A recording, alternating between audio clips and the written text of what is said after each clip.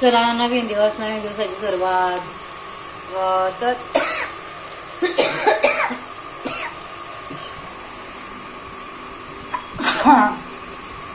आज आहे पहिला उपवास आणि हे रात्री साबुदाणे भिजत घातलेले आहेत आणि इकडे हे बटाटे उकडून घेतलेले आहेत आणि इकडे थोडंसं तूप टाकून घेते.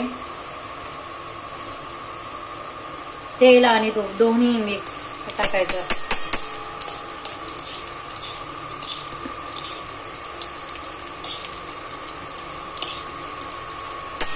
आणि मिरची पण बघा किती छान भाजली.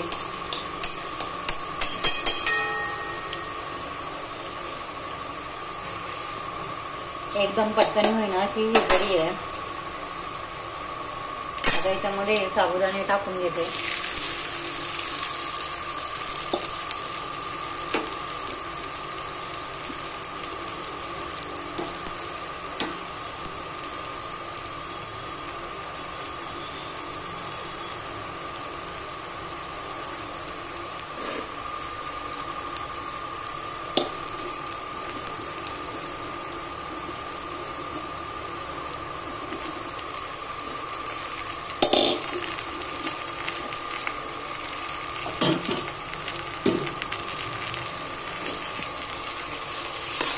हे ना सगळे असे चौकून तेल तूप लागलं पाहिजे.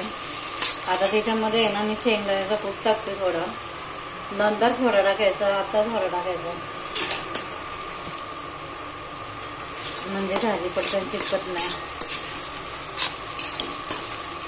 आणि हे शिजायला ना एकदम फक्त 10 मिनिटात होते. आणि आता चवीनुसार मीठ टाकून घ्यायचं. कोणाला किती लागते कोणाला किती लागते त्याच्यानुसार आपल्याला मीठ टाकायचं.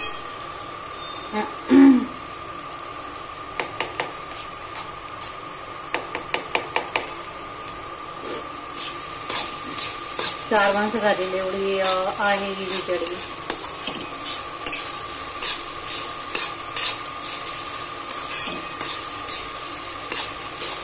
एकदम असे केले आणि याच्यात थोडे बटाटे टाकून घेते. आता मी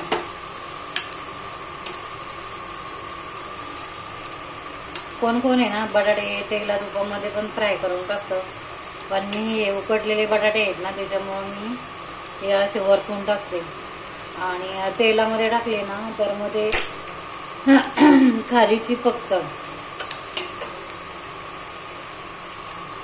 त्याच्यामुळं आहे ना हे असे वरूनच टाकायचे बटाटे. मग खिचडी जेणेकरून खाली अशी कढईला बघा चिपकत नाही.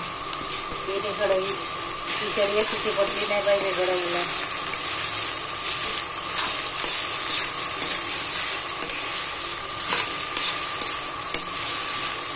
आज आहे सफेद कलर.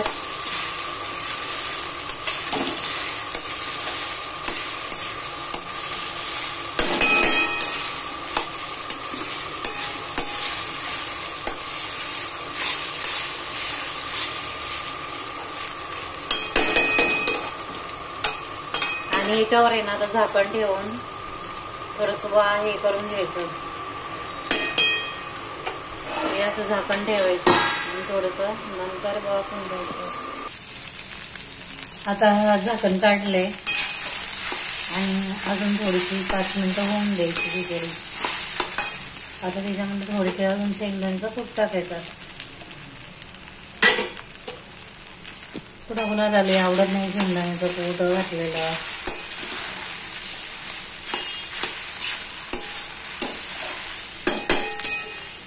आम्हाला आवडतो आम्ही खातो.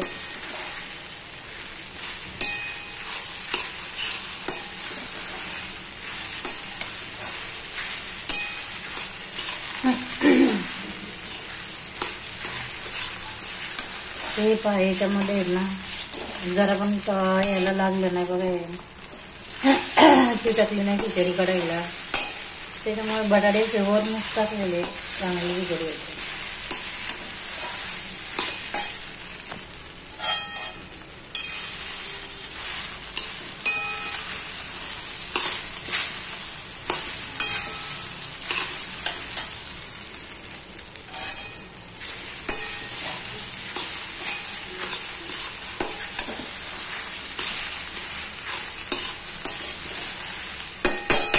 आता काय 9 दिवस 9 पदार्थ उपवासाचे.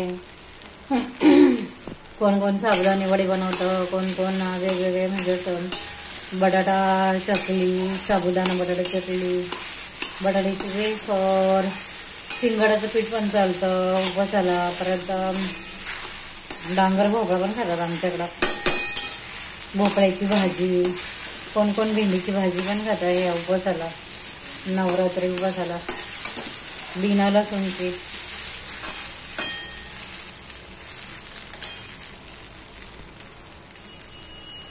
तर ही पण आता अशा पद्धतीने खिचडी शिजली, पाहू शकता. चला तर मग टेक केअर, भेटू पुढल्या नेक्स्ट व्हिडिओमध्ये.